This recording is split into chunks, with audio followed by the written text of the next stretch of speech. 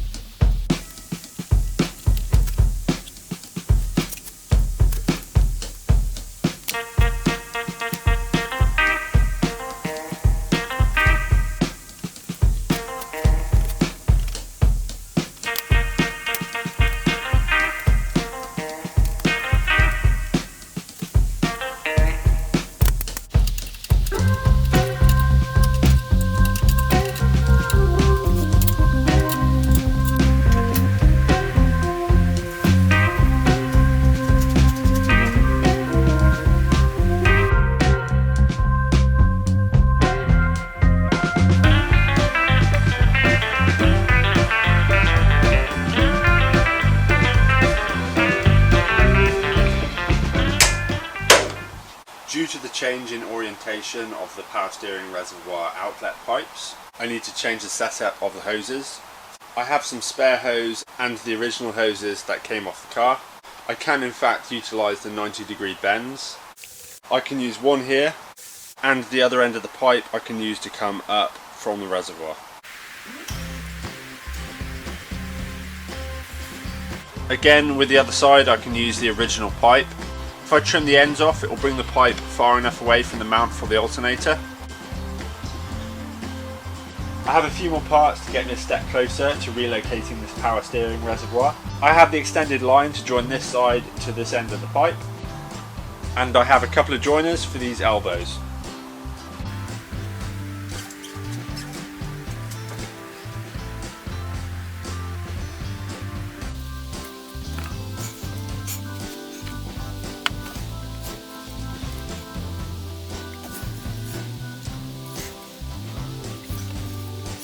I probably don't even need a Jubilee clip on this one.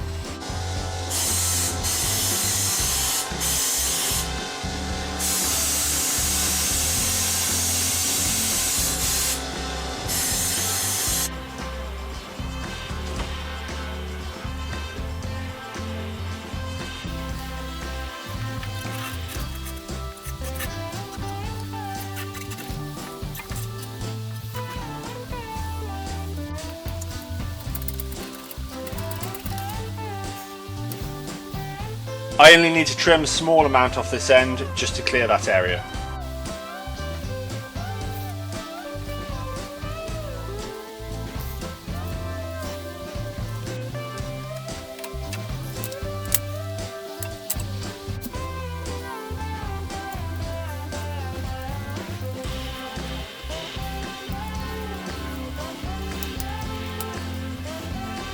All I have to do once I get the joiner for the smaller hose, join those two.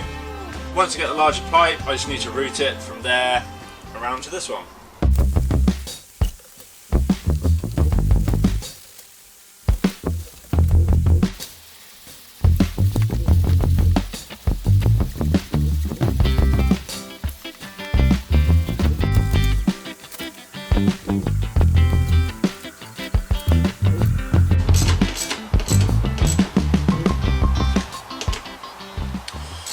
With the headlights in place, it allows me to figure out how much room I have for the water lines.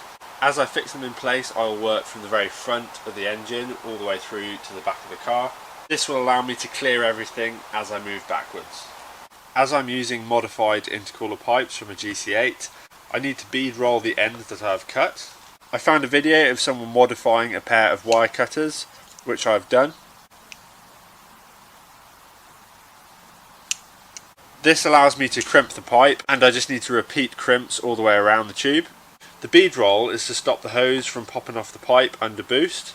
Therefore I do not need an airtight seal, as the clamp goes further over around the tube itself.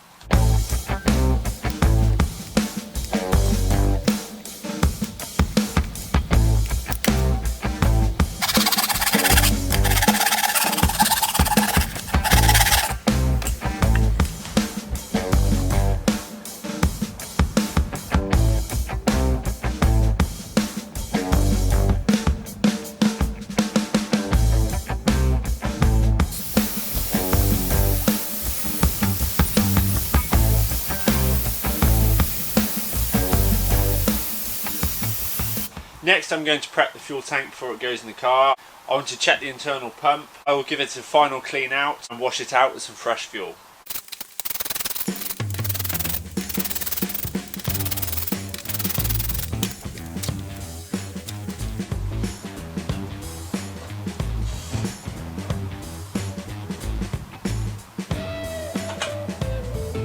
I'm just checking the transfer pipe as well.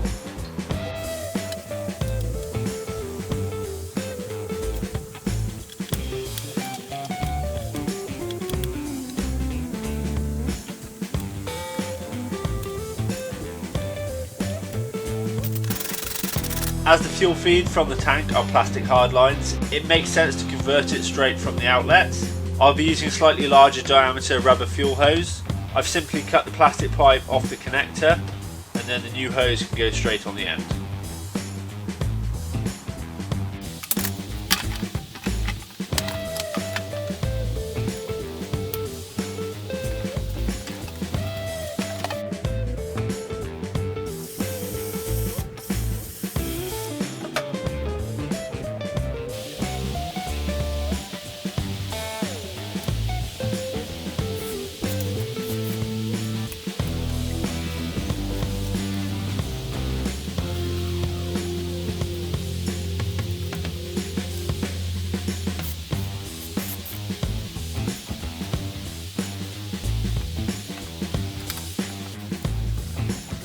it's getting hot.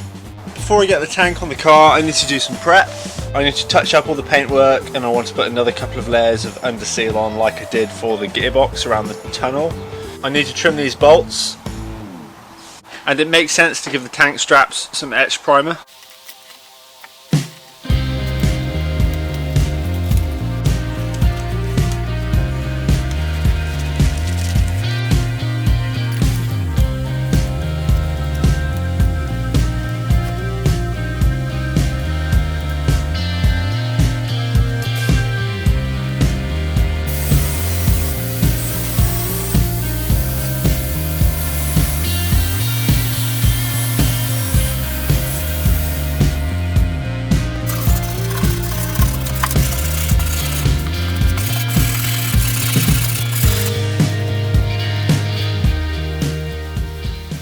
I've just put another layer of under seal around the tank area.